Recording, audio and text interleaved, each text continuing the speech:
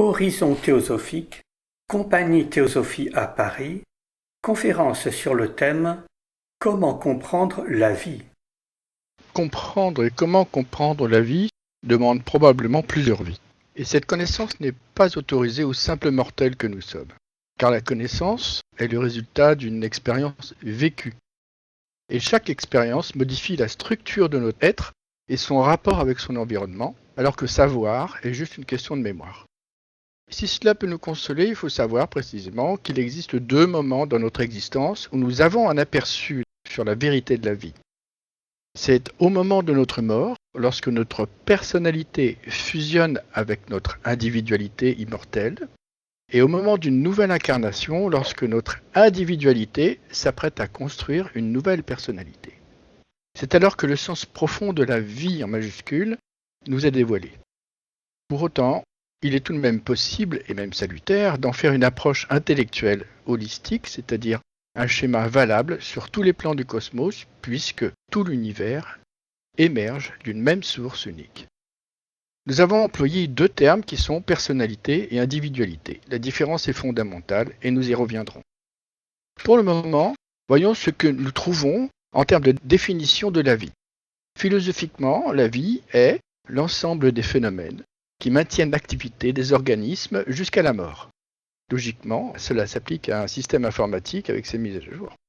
Biologiquement, un organisme est dit vivant lorsqu'il échange de la matière et de l'énergie avec son environnement en conservant son autonomie, lorsqu'il se reproduit et évolue par sélection naturelle. Donc, en toute logique, une entreprise est un être vivant.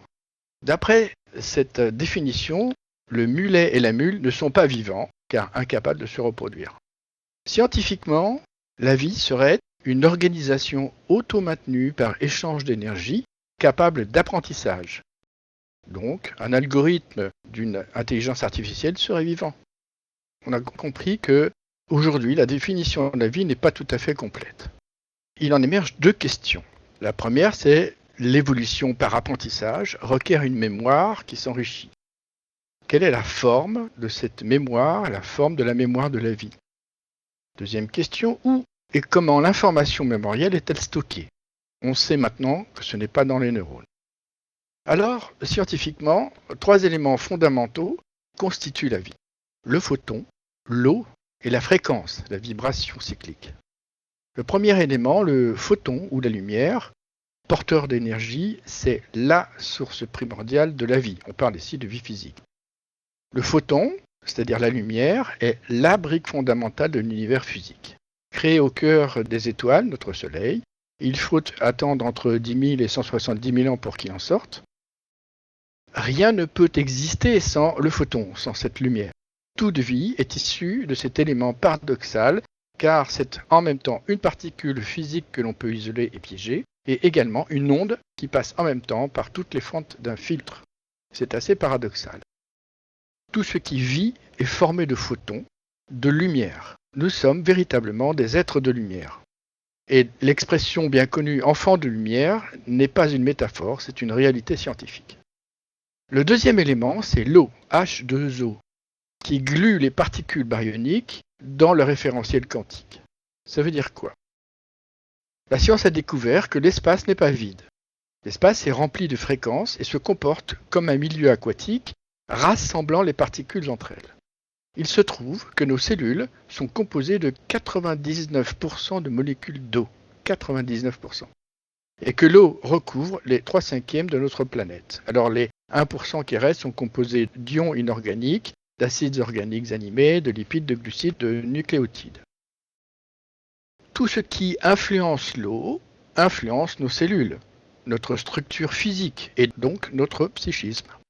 Les ondes électromagnétiques ont une influence sur les molécules d'eau, donc sur nous. À certaines fréquences, les liaisons moléculaires structurant l'enveloppe de protection d'une molécule biologique peut être détériorée et ainsi laisser passer des particules tueuses du noyau, notamment dans le cerveau. C'est juste une question de fréquence, de vibration. L'eau est en relation directe avec la substance astrale des métaphysiciens. D'ailleurs, les textes sacrés la nomment l'eau de vie, l'abîme, de mère nature. L'eau est mentionnée dès le premier chapitre de la Genèse. Paragraphe 2. Et l'Esprit de Dieu planait sur la surface des eaux. Et Dieu dit qu'il y ait une étendue entre les eaux et qu'elle sépare les eaux d'avec les eaux. Et Dieu fit l'étendue et sépara les eaux qui sont au-dessous de l'étendue d'avec les eaux qui sont au-dessus de l'étendue. Scientifiquement, cela pourrait représenter notre univers physique baryonique, les eaux d'en bas, et son aspect invisible au-delà des limites de Planck, les eaux d'en haut. Dans le Talmud, Michel est le prince de l'eau et le chef des 7 esprits. Dans les Védas, le chef des Kumara est appelé Ambamsi, les eaux. Les eaux sont un autre nom donné au grand abîme. Les eaux primordiales de l'espace ou chaos et signifient aussi mer en bas, qui veut dire Aditi et Akasha, la Vierge Mère céleste de l'univers visible. Désolé pour ces références mystiques, mais elles seront sans doute utiles aux chercheurs. Les traditions baptismales sont universelles. Métaphysiquement, le baptême par l'eau représente une renaissance à travers cet élément. Il initie le pouvoir de la maîtrise du disciple sur ce plan, le plan physique. Les eaux d'en bas, si l'on veut. L'étape suivante est le baptême par le feu, symbolisé par l'huile. Et celui-ci initie le pouvoir liant le disciple avec celui de l'esprit. À ce moment-là, le disciple devient Karanatma, l'ego divin incarné. Le corps physique est abandonné au profit du corps glorieux de lumière. C'est le corps dont il est question, le corps de Jésus après sa résurrection. Il serait né de nouveau à ce moment-là. Les recherches scientifiques ont mis en évidence les relations mémorielles entre les champs électromagnétiques, l'activité physiologique mentale et les agencements des molécules d'eau. C'est-à-dire que les liaisons de l'eau, H2O, ne changent pas, mais leur déploiement dans l'espace est modifié sous l'influence environnementale. Cette modification reste stable dans le temps, et cette géométrie structurale impacte la croissance des organismes vivants qui absorbent cette eau. Ainsi, l'eau structurée devient un antibiotique efficace ou un poison violent relativement à sa géométrie structurale. Les influences sur la structure des molécules d'eau mettent en évidence la fonction mémorielle, puisque la forme structurelle de l'eau représente une expérience subie par l'eau. Il est donc possible de connaître les influences traversées par cette eau en observant sa structure. Une publication scientifique de haut niveau a mis en évidence la modification structurelle des molécules d'eau avec les effets fonctionnels de l'homéopathie. Ce ne sont pas les molécules du produit mises en contact avec l'eau, mais leur fréquence qui modifie la structure de l'eau. Tout est une affaire d'énergie, et l'énergie se déploie sous forme de vibrations, de fréquences entre deux extrêmes, ce qui nous amène à la notion de cycle. C'est le troisième élément. Donc après le photon, l'eau, le troisième élément, c'est le rythme du temps, la vibration de l'espace-temps, donc de la matière. Les vibrations marquent les cycles, les kalpas. C'est pourquoi cette notion de cycle se retrouve comme un élément sacré dans toutes les civilisations antiques. Il est étrange de voir le temps comme un élément, et pourtant il est malléable comme un élément. Il est possible de ralentir le temps, de l'accélérer, et même de le rendre nul, ce qui se passe dans une étoile à neutrons ou un trou noir. Les expériences effectuées dans les accélérateurs de particules ont mis en évidence que la matière suit les lois de la musique dans cette transformation. Tant que la fréquence de la particule reste dans le référentiel des 7 demi-tons de la gamme tempérée découverte par Jean-Sébastien Bach, la particule est viable et persistante. Mais toute particule vibrante en dehors de cette famille de fréquences ne survit pas. En ce qui nous concerne, la chaîne protéique constituant nos molécules se distribue aussi le long de cette harmonie vibratoire. Jouer une partition protéodique produit soit des guérisons des maladies mortelles, soit un empoisonnement, une destruction, juste avec de la musique, dont les notes sont alignées sur les fréquences des molécules organiques. Certains chercheurs en ont malheureusement fait les frais non réversibles. Les sons de la musique influencent en profondeur l'activité de nos molécules, de notre cerveau, de notre psychisme. Là où il y a de l'espace, il y a des fréquences, donc de la matière, donc de l'énergie, et inversement. C'est la dernière découverte de la physique quantique. Notre processus de création est directement dépendant de nos pensées que nos pensées sont dépendantes de notre état d'esprit. Nous sommes tous liés par les fréquences audibles et inaudibles. Toutes les civilisations, à toutes les époques, ont utilisé des chants sacrés. Les psaumes doivent être chantés selon des règles non dévoilées aux non-initiés. L'hermétisme des religions était transmis par ces harmonies chantées. On trouve par exemple dans le judaïsme et dans l'hindouisme des ordres sacerdotaux garants de la transmission orale des chants, des mantras, des psaumes. Dans certains ouvrages mystiques, ce ne sont pas les mots qui dévoilent les secrets de la connaissance, ce sont les manières de les chanter, de les psalmodier. Si le Sefer Yetzirah, hébreu, signifie le chiffré, certains ouvrages de la Torah doivent être psalmodiés selon les harmonies de la gamme tempérée. On retrouve cette gamme de fréquences dans tous les objets du cosmos. Les secrets mystiques sont préservés dans le domaine des nombres, comme dans le Sefer, et dans le domaine des fréquences, les mantras, syllabes sacrées, ou dans la métaphysique du Talmud, qui signifie la face inférieure, l'apparence moindre, le microposopus. On parle des os d'en bas.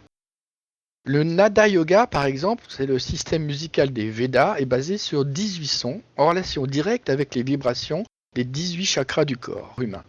L'objectif n'est pas de se faire plaisir avec de la musique, mais d'aider le disciple en activant les énergies des 108 centres énergétiques de son corps. Toute forme de vie est investie d'une oscillation fréquentielle, symbolisée par le serpent se mordant la queue, le cycle du temps sans commencement ni fin. Un cycle est le parcours d'une énergie dans un espace sous la forme d'une sinusoïde, en 5 temps. L'émergence, le développement, la culminance, la décroissance et enfin le repos, qui représente aussi un rechargement ou une assimilation ou une transformation. C'est d'ailleurs une des fonctions du sommeil. Notre cycle de veille-sommeil, de vie et mort, suit ce mouvement cyclique universel. La notion de cycle est une réalité universelle. Même la matière noire est en rotation, et c'est cette rotation qui donne l'apparence du mouvement des galaxies. Enfin, c'est plus qu'une apparence, c'est une réalité. Le mouvement cyclique s'exprime dans les 4 dimensions, 3 pour l'espace, 1 pour le temps, qui fluctue également et qui donne l'échelle des événements. C'est dans cet aspect qu'il est possible de trouver les lois unifiées de la vie. Les traditions mystiques révèlent cette loi des rythmes et des cycles, entre autres par les danses sacrées également.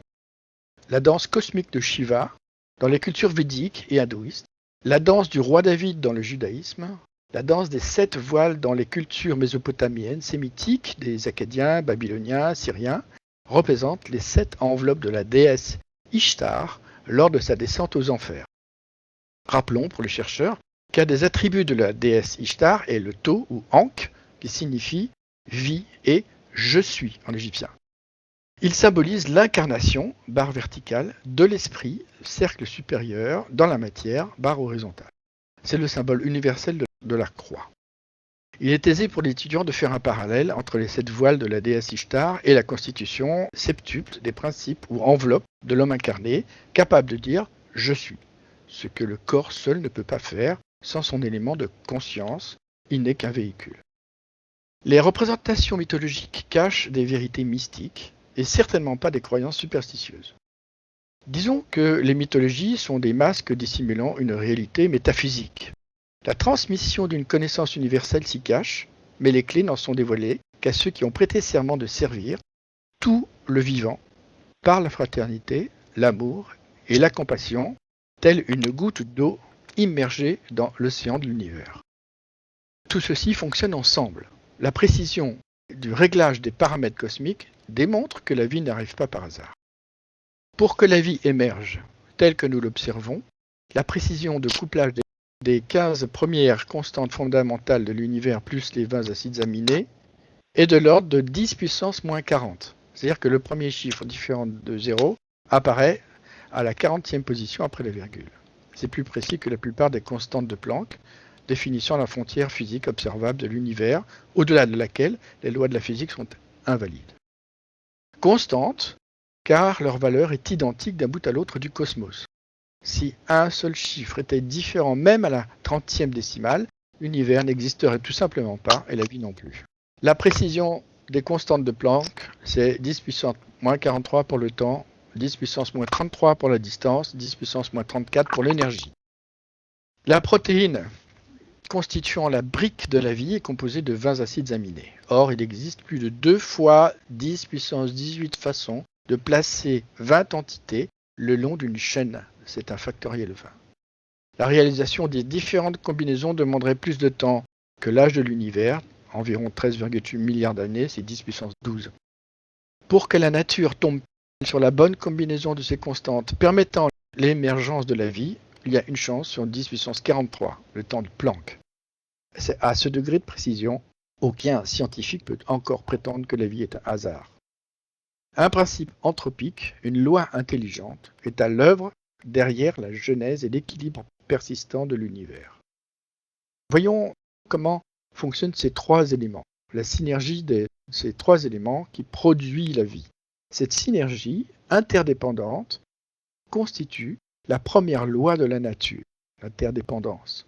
Le travail combiné de la lumière et de l'eau et des vibrations permet l'émergence de la vie physique, la vie qu'on appelle baryonique, basée sur le carbone. Mais une logique harmonieuse se cache derrière ces aspects. Tout le monde peut lire et comprendre les chiffres des nombres enregistrés dans un fichier audio sur son ordinateur ou son smartphone. On lit et on comprend ces chiffres. Mais qui réalise vraiment, en observant ces nombres, que leur expression cache la 5e symphonie de Beethoven ou la flûte enchantée de Mozart? Il faut un décodeur spécifique pour transcender ces nombres en fréquence, se dévoilant dans leur sens caché.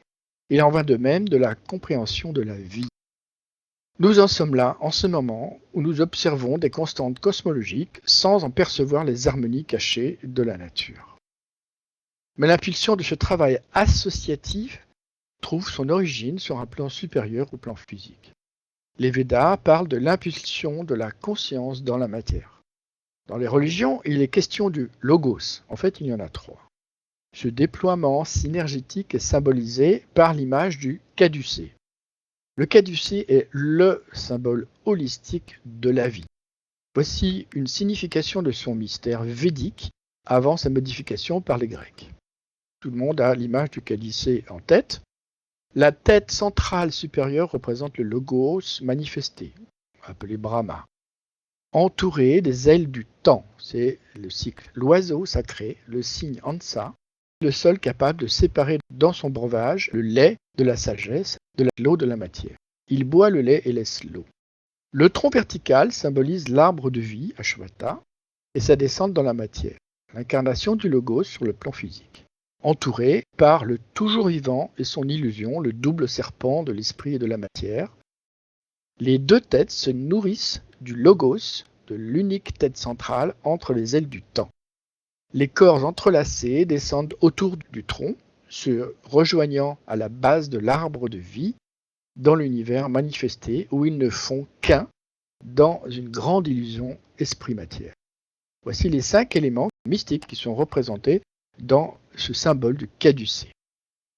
C'est une représentation de la manifestation qu'est la vie. Mais ces 5 éléments du caducée cachent cette réalité mystique. Nous n'en explorons que 3 dans cet exposé. À propos de synergie et de coopération, nous croyons vivre, mais avons-nous conscience que sans les microbiotes qui interagissent dans notre système digestif, nous serions tous morts? Sans les bactéries qui interagissent sur notre peau, nous serions tous morts. Qui donc est vivant dans cette histoire? Notre personne ou l'ensemble des êtres qui interagissent en nous et permettent de rester vivants? À l'échelle de nos microbes, nous sommes individuellement leurs dieux. Nous pensons qu'ils n'ont pas de conscience parce que nous croyions, jusqu'à très récemment, que le siège de notre conscience était le cerveau. Mais la science a démontré qu'il n'en était rien. La conscience est en dehors du cerveau. Il en est de même pour tout le genre humain. Sans l'intervention coopérative de tous les individus, nous ne pourrions pas vivre. Sans l'interaction de tous les règnes minéral, végétal, humain et animal, on ne pourrait pas vivre. La vie est un continuum, de l'invisible au visible, et tous les règnes sont impactés par notre façon d'exister, d'agir, de penser, en relation avec tout le vivant. Cette interdépendance, c'est la fraternité, c'est la loi fondamentale de la nature. L'indépendance s'exprime dans nos vies d'humains comme la loi de fraternité. Nous croyons vivre, mais nous n'avons pas conscience que des milliards de vies s'activent et interagissent dans notre corps et autour de nous pour nous permettre d'être et de rester vivants. Un pouvoir intelligent se cache derrière la vie, derrière toute vie, et sans l'interaction de toutes les vies, rien ne pourrait exister. Tous les règnes sont impactés par notre façon d'exister. C'est une vision holistique présentée par la théosophie dans toutes les traditions mystiques de toutes les cultures et à toutes les époques. Les sciences spirituelles des antiques civilisations avaient réalisé des découvertes qui sembleraient des miracles aux yeux de notre science moderne. Oui, en vérité, il y a plus de choses dans le ciel et sur la terre que n'en imagine notre philosophie et notre science. Les moyens d'expression de la vie. Les plans d'expression de la vie sont au moins en deux parties, le plan visible et les plans cachés, les eaux d'en haut, les eaux d'en bas.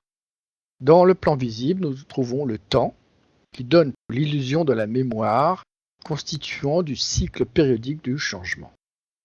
Et la dynamique de l'énergie du présent, formant l'illusion du futur, comme une ombre dansante sur les parois de la caverne de Platon. Ces deux notions, temps et énergie, s'exprimant sur le plan physique, donnent une forme physique, avec ses capteurs particuliers, nos sens, une forme psychique dessinant la personnalité, et une énergie biologique comme un réservoir programmant la durée de notre vie et donc le moment de notre mort. Sur le plan caché, hors du champ de nos sens de perception, dans les coulisses de cette scène de théâtre qu'est notre vie objective, se trouve le sens, la logique de notre vie immortelle. Ce plan caché concerne l'expression de la vie sous la forme d'un mental ratiocinant, la machine à construire une logique, une règle entre les prémices et leurs effets. Même si la logique ainsi fabriquée est totalement fausse, comme dans les hypothèses avancées sur les civilisations antiques, leurs croyances, leurs sciences et leurs religions. Même si les explications paraissent logiques, rien ne permet de le confirmer comme une vérité absolue. Deuxième aspect, c'est la personnalité. La personnalité agit comme une interface entre l'homme, son environnement et son univers personnel. Enfin, une individualité qui, elle, est immortelle. Donc nous avons cité le mental ratiocinant, la personnalité, et maintenant l'individualité immortelle, qui est la source de la continuité entre le personnage dans l'histoire et sa réapparition sous une nouvelle forme humaine. Cette individualité nous donne conscience que nous sommes toujours le même depuis notre naissance. Et ça prend aussi en charge, aujourd'hui, les causes semées par une personnalité d'une vie passée. Rien ne peut briser la chaîne des causes aux effets à subir par l'aspect immortel de l'individualité réincarnante. La synergie entre ces deux plans, visibles et cachés, et comme sur le principe du condensateur électrique, l'énergie accumulée dans le condensateur homme, sous le commandement de sa volonté et de ses choix auto-induits et auto-générés, se déplace entre sa polarité spirituelle et sa polarité personnelle.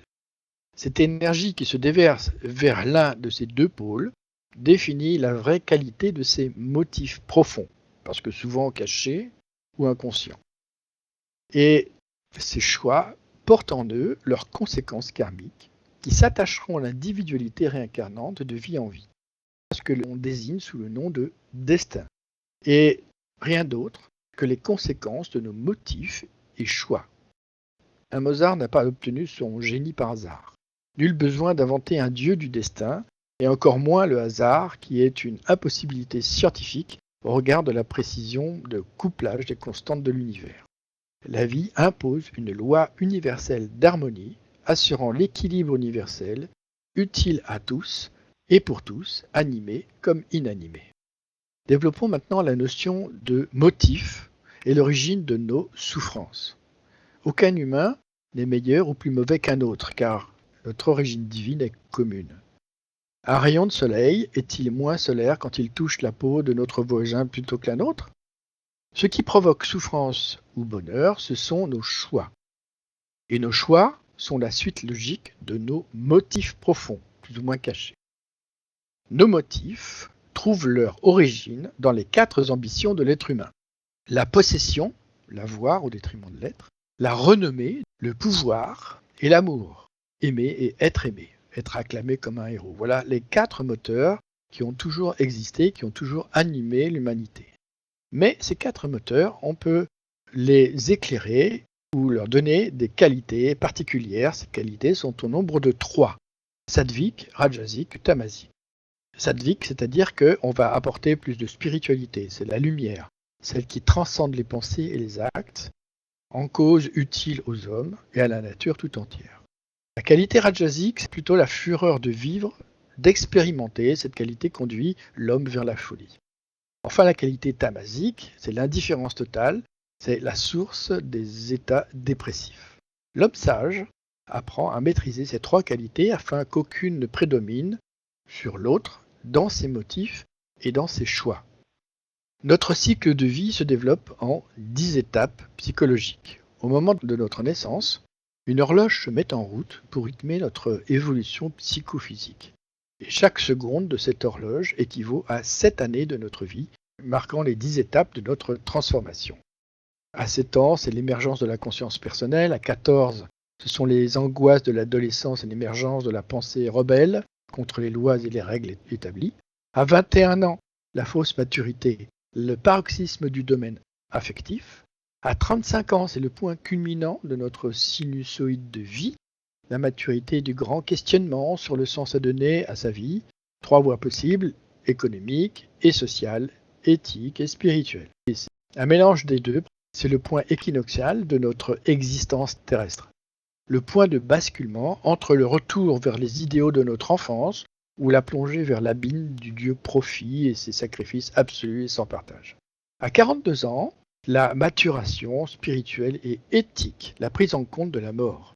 À 49 ans, la discrimination éthico-spirituelle, l'évidence que l'amour et la fraternité sont les seuls vrais objectifs utiles et immortels. À 56 ans, l'épanouissement des choix effectués précédemment. C'est l'expression vivante de la compassion ou le feu consumant de l'égoïsme. À 63 ans, le soi réincarnant s'incarne pleinement dans son corps. Il a fallu du temps pour que la conscience soit pleinement incarnée et utilise pleinement le corps. C'est un schéma idéal, bien sûr.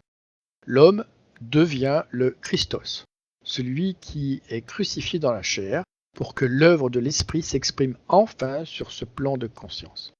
À 70 ans, c'est le retour vers l'innocence et la pureté, mais sans l'ignorance de l'enfant, prêt pour un nouveau voyage vers la conscience du divin. La 10e et dernière étape de notre vie, c'est la mort qui, comme pour le signe Ansa, permettra à l'ego d'assimiler le lait de la connaissance des expériences de cette vie en abandonnant l'eau qui devient inutile de la matière personnelle. Nous aurions tort de négliger cet aspect de la vie puisque cette digestion de toutes nos activités formera le terreau sur lequel une nouvelle vie se développera. Une nouvelle fleur de vie émergera de ce terreau pour croître et embellir tous les rayons du soleil spirituel divin. Voilà ce que prédisent les chiffres gravés sur l'horloge de notre vie, battant un seul cycle d'une incarnation. C'est la vague émergente de la sinusoïde, prédisant celle qui reste cachée à nos sens et qui ne se dévoile qu'aux guerriers courageux prêts à combattre les illusions de la matière en sacrifiant son ego personnel pour le service de tout ce qui vit. Les très anciennes civilisations disparues ont identifié cette périodicité des événements et placé les constellations dans notre ciel comme autant de repères cycliques afin de prévenir les moments charnières de l'évolution des civilisations. De même qu'une horloge psychologique bat le rythme de l'évolution terrestre, de même une horloge sidérale bat celui des civilisations, des planètes et des étoiles. Comprendre la vie, c'est découvrir son objectif primordial. Fournir les moyens à Bouddhi, c'est-à-dire le pouvoir de la conscience, qui dit « je suis », l'expression est le véhicule de l'esprit, de créer un centre de conscience universel et en élargir la portée indéfiniment. Sans cet aspect de ce centre de conscience, nous ne serions que des zombies, des golems, une enveloppe humaine sans intelligence. La vie et la conscience sont les deux faces de l'existence. La conscience apparaît comme globale dans les expérimentations scientifiques, par la mise en évidence de l'interconnexion des consciences, l'influence des expériences de pensée sur les autres, sur l'environnement. Ce que présente la métaphysique avec la théosophie, c'est que le cosmos entier est une boîte de pétri permettant la synergie de la matière avec l'esprit, produisant ainsi la conscience. La vie est un continuum permettant l'émergence de la conscience depuis son état latent jusqu'à son état manifesté. En fait, c'est l'éveil de la conscience. Un éveil présuppose un préexistant, ce n'est pas une création. Ce continuum intègre tout l'univers, il n'y a aucune séparation entre les éléments constituants. De la particule à l'homme, en passant par tous les règnes, minéral, végétal, animal, il n'y a aucune séparation, tout est en intime corrélation, intriqué dans une interdépendance par le moyen d'une énergie, une vibration cosmique. C'est le troisième larron de la Genèse, le divin messager entre l'esprit et la matière. C'est le sens de l'expression écologie, démontrée dans le principe d'intrication des particules, qui fait qu'une action sur une provoque instantanément la réaction harmonique sur l'autre, sans que ni le temps ni l'espace ne fassent partie de l'équation. Tout ce que l'homme fait ou pense a une incidence sur toute la planète et tout ce qui y vit. Les souffrances infligées à autrui, et spécialement aux femmes, impactent les enfants et toute la famille, puis s'étend aux deux familles et aux amis et à tous ceux qu'ils croisent dans leurs relations quotidiennes. L'état d'esprit n'est pas limité à la personne. L'écologie ne se limite pas aux choses de la planète. C'est la loi globale d'interaction du vivant avec la planète et sans exception. Tout fait partie intégrante de l'expérience de la conscience. Rien ne se cantonne à la sphère corporelle. La conscience n'a pas de limite dans son pouvoir d'interagir et dans sa perception de la vie. Nos vies seraient-elles possibles sans la nature, sans les animaux, sans la terre, sans l'eau, sans l'énergie et sans l'humanité ? Chacun de nous peut affirmer « ce que je suis dépend de ce que vous êtes, et ce que vous êtes dépend de ce que je suis ». Ainsi, quand nos actes et nos pensées vont à l'encontre du bien commun, la vie devient un enfer pour tous. La nature nous a offert un paradis et nous sommes les seuls co-responsables de l'enfer et de la souffrance de chacun et de tous.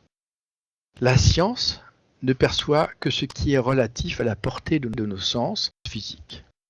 Nos instruments élargissent considérablement la portée de nos sens, mais la cause à l'origine de la vie n'est perceptible qu'à nos sens intérieurs.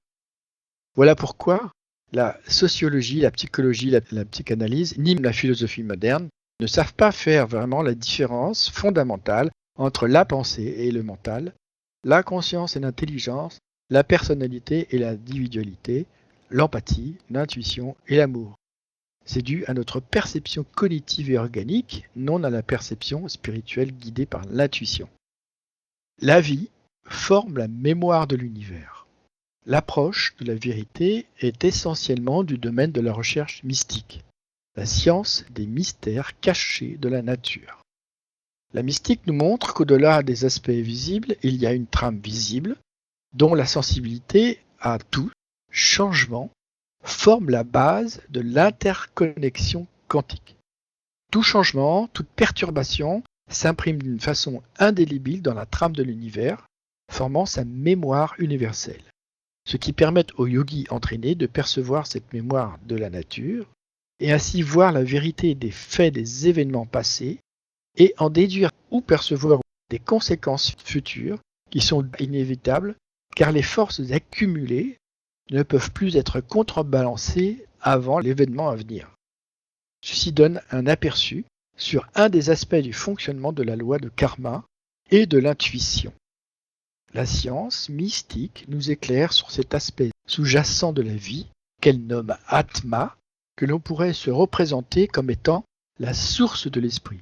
Et l'esprit, à son tour, imprime son souffle dans l'univers visible comme l'expression de la conscience. Pour cette conscience individualisée, notre corps, notre mental, notre personnalité ne sont que le hardware et le software de son véhicule vivant. La singularité de notre conscience au sens quantique. Si l'on veut observer la réalité de la vie, il faut se tourner vers nos capacités intérieures afin de nous connecter avec cette présence. La conséquence de cette approche nous impose l'intuition que nous sommes des consciences issues d'une source unique, un absolu à jamais inconnaissable. Mais sur cette terre, nous sommes aussi un corps dont on doit prendre le plus grand soin, car il est le seul moyen à notre portée pour ressentir, penser, comprendre, apprendre et pour réaliser le grand œuvre de la vie, devenir un Christos, un Hermès, un messager des dieux qui furent des hommes en leur temps. Quelles que soient leurs origines, les cultures, les époques, tous ont apporté le même message d'amour et de fraternité et de compassion avec les connaissances nécessaires à l'émergence des civilisations. Les sciences agraires, les mathématiques, l'astronomie, etc. C'est l'époque du mythe des dieux parmi les hommes. Jamais ils ne demandèrent l'établissement des religions clivantes n'apportant que superstition, guerres et destruction. Par contre, ils bâtirent des centres d'études et d'enseignement sur toute la planète et à toutes les époques, déléguant une partie du travail à des hommes et des femmes de bonne volonté. L'histoire connaît encore leurs noms et moins leurs œuvres mystiques et philosophiques, dénaturées par les superstitions, les circonstances culturelles et politiques. Le corollaire de cette vision, c'est qu'il y a une vie consciente, indépendante du corps physique. Le premier contact avec notre conscience passe souvent par l'intuition. Au dire des Mahatmas initiés, l'intuition est un véritable sens de la vie intérieure. Dans l'épître que Paul envoie aux Corinthiens, chapitre 6, verset 9, il leur écrit « Ne savez-vous pas que votre corps est le temple du Saint-Esprit qui est en vous et que vous avez de Dieu, et que vous ne vous appartenez point à vous-même » Par ces mots, il dévoile l'origine de la voie de la conscience et de l'intuition. L'intuition est ce pouvoir qui apporte une certitude sans avoir besoin de preuves. Les plus grandes découvertes ont été grâce à l'intuition. Newton découvre la loi de la gravitation en prenant conscience de la chute d'une pomme. C'est l'intuition d'Einstein, assis à son bureau de l'Office des brevets de Berne en Suisse, qu'une idée soudain lui vint. Si une personne est en chute libre, elle ne ressent pas son propre poids. Et cela le conduisit à découvrir la loi de relativité E égale mc2. C'est aussi par son intuition et malgré ses propres réticences que Max Planck eut l'idée des sauts quantiques de l'énergie. Et d'ailleurs, il ne sut pas trop quel sens il convenait de donner à cette découverte qu'il considéra comme un simple truc. Cette intuition l'amena à formuler les constantes cosmologiques, les constantes de Planck. Bohr, sur les idées de Planck, eut l'intuition du quanta des atomes, contredisant toute la physique quantique de l'époque, en 1920. Il a formalisé la physique quantique et la frontière au-delà de laquelle la physique disparaît pour l'inconnu. Ce que nous faisons de notre conscience détermine notre vie. La vie nous donne l'accès au bonheur comme au malheur, c'est entièrement conditionné par les actions et pensées de l'homme, pas de la nature.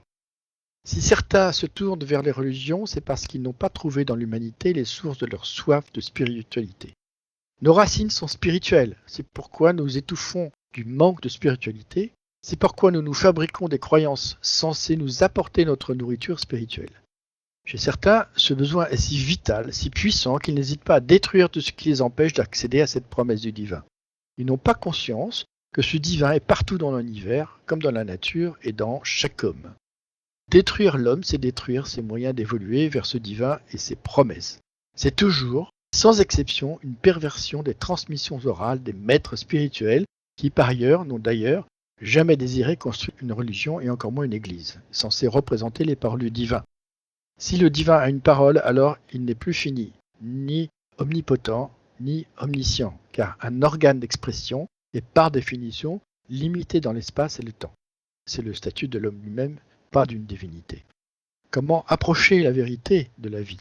Notre image, physique et psychique, n'est rien d'autre qu'une sonde permettant l'expression de la conscience, l'individualisation du divin dans chaque être, sur une planète, dans un univers, dans un cycle particulier. Tous les maîtres mystiques, les Mahatmas, connus comme Krishna, Bouddha, Jésus, Mahomet, ont parlé de leur expérience spirituelle intérieure pour nous faire prendre conscience qu'il existe une vérité divine au-delà de nos sens, au-delà de notre pensée, non transmissible car vécue par l'expérience individuelle. L'initiation n'est pas un statut social comme veulent le faire croire les psychos quelque chose et les anthropos quelque chose. L'initiation, à l'origine, est un acte de reconnaissance pratiqué par une communauté envers celui qui a réussi à développer par son expérience personnelle des capacités lui permettant d'appréhender la vérité là où elle se trouve et de prendre des responsabilités envers tout ce qui vit, même derrière le voile de la mort. En conclusion, nous pouvons dire de la vie qu'elle est l'expression d'une mémoire immortelle, toujours en devenir et résultant de la conscience. Chez l'animal, la mémoire ne peut agir qu'entre deux frontières, une ligne basse, une ligne haute, le conditionnant dans les activités de nourriture, divertissement et reproduction. Il n'a aucun autre choix que de s'investir dans cet étroit domaine de possibilités. Sa sinusoïde vitale ne sortira jamais de ces frontières-là. Chez l'homme, ces frontières n'existent pas. Il n'a aucune restriction d'expérimentation, basse et haute. Son amplitude expérimentale est infinie. Ce qui perturbe certaines personnes qui se sentent perdues sans règles de vie et vont les chercher ou les fabriquer dans les conditionnements virtuels comme la morale ou la religion, car ils n'ont pas perçu l'éthique de la vie. C'est une question d'ignorance. Sortez des rangs et soyez séparés, disait Jésus. Cela signifie qu'il ne faut pas enfermer sa conscience dans les frontières de la mémoire animale, mémoire primitive reptilienne, tout comme le cerveau primitif reptilien, mais oser explorer au-delà des frontières du moi psychique vers les horizons supérieurs de la conscience intérieure. D'où le conseil universel des enseignants mystiques qui demandent de découvrir la vérité cachée au-dedans de nous, celle qui s'exprime dans la voie de la conscience par l'intuition. Pour revenir à la vie, les initiés nous ont transmis les notions de cycle, donc de durée, et chaque cycle demande des conditions d'adaptabilité. Ceux qui ne seront pas prêts ne passeront pas dans le cycle suivant, mais ceci est un autre exposé sur les cycles, les rondes et l'évolution. La tradition mystique de toutes les civilisations nous dit ceci. Nous sommes nés pour devenir des devas, des dieux, et ainsi permettre aux règnes inférieurs d'accéder à la conscience humaine, puis à celle des dieux, et ceci périodiquement, sans commencement ni fin. L'œuvre essentielle de la vie, c'est l'amour. La meilleure façon de lui répondre, c'est aimer. Aimer vivre, aimer penser, aimer jouer, aimer partager. Le non-essentiel n'existe pas pour la vie. Tout ce qu'elle a inventé est essentiel à notre épanouissement. Tout ce qui s'oppose à cette loi ultime d'amour et de partage rencontre un courant opposé qui finit toujours par triompher de ces obstacles, tout comme le torrent finit par réduire la pierre en sable fin. Les grands initiés mystiques ne donnent jamais de règles de vie, car le libre arbitre fonde les conséquences de nos pensées et de nos actes. Par contre, ils nous ont fait passer un conseil. Faisons la planche sur l'océan de la vie et laissons-nous porter par la vague de vie sans commencement ni fin. Vous cherchez à comprendre la vie, alors arrêtez de vous inquiéter et commencez à vivre. Merci.